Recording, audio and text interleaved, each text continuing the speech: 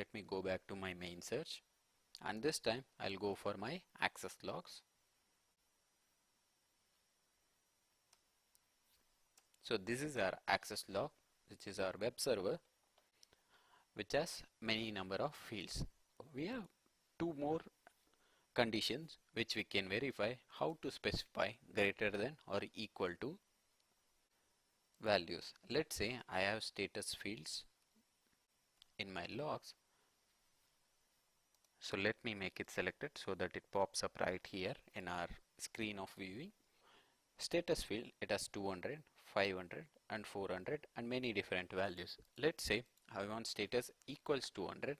It displays only 200 values. Nothing special about that. But if I choose status greater than 200, it ignores all the 200 values and displays us rest of the values. As you can see, 503, 408 and 500, which all represents which are status value greater than 500. And let's say I need to filter out my 505 and 503 and 500. I'll use the implicit AND. Since we didn't mention anything here, it will consider it as AND.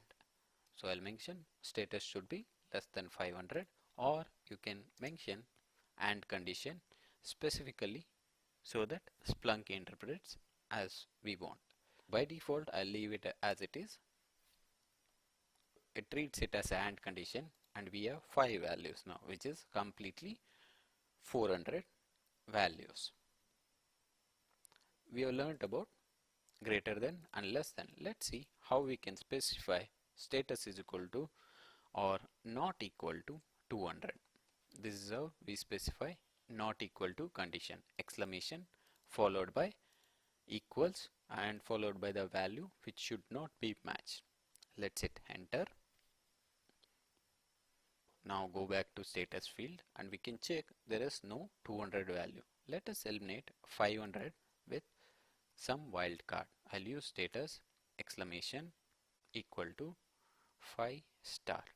So what it does is anything status field that starts from 5 will be eliminated out of the result. We'll go back to our status field again. As you can see, we have only our 400 related errors. This way you can narrow down your results much further. The fastest way would be to click on some field, click on the value, it automatically updates your search. In case if you want not match condition, you can click on or update your search to match it as not. Also, this is one way to add a not condition. Also, you can add boolean not, which says the same function, saying that don't match wherever action is equal to add to cart. These are some of the methods where you can fine tune your search and populate the results. And we have also seen what are fast mode, smart mode and verbose mode. Just remember, fast mode is the fastest of all. Let's modify the same search and we'll see what all the changes will reflect. So fast mode, I'm selecting fast mode. Here you'll be able to see hardly 10 fields. It has completed the search, but we have very limited information in our fields menu. Even if you extend, you have only few fields, but there is a lot more information in the logs. The fast mode is more focused on getting you the results faster rather than parsing it completely or giving you the complete information of the fields. The smart mode, whereas, gives you the complete information of what is requested.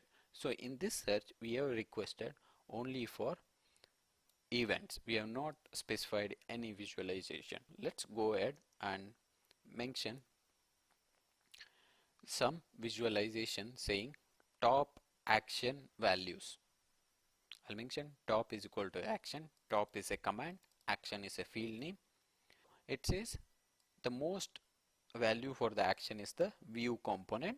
So now we have got visualization from our smart mode, which automatically produces a visualization, we need to make sure the recommended charts are set to see the value. Now we have a smart mode which gives automatically the visualization and the statistics as requested by our top command, but it will not give you any events. But smart mode gives you whatever it has been requested. So from using top command, we have requested for a statistics and visualization which is populated by default. So if we want event to be seen, it clearly says you need to search in verbose mode. Verbose mode is like heavy process utilization, and it gives you everything. It gives you along with events, all the fields extracted along with statistics and visualization. So this is just a quick overview, but if you'd like to know more about this, I would highly recommend you go back to our first module of the lecture where we have gone through all these search modes. Now we have known about search modes. Let us see how we can validate the data that has been uploaded to Splunk is being parsed properly or not. So the best way to check for parsing of the data is, let's say this is our logs. Make sure you are running in smart mode. This is our uploaded log. We know this is a complete line.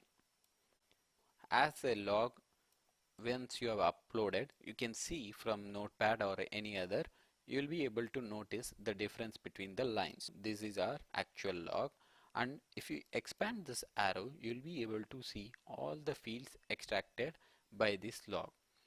In case any of the fields have been misnamed or wrongly named, you will be able to notice, and we can consider them as not being parsed properly. And also if you see any of the values that has not been extracted, let's say I'm able to see the value 159 here, but I couldn't find anywhere here, that means the logs have not been parsed properly or completely. We can consider this as a response time, and we can create a new field so that our logs are parsed completely.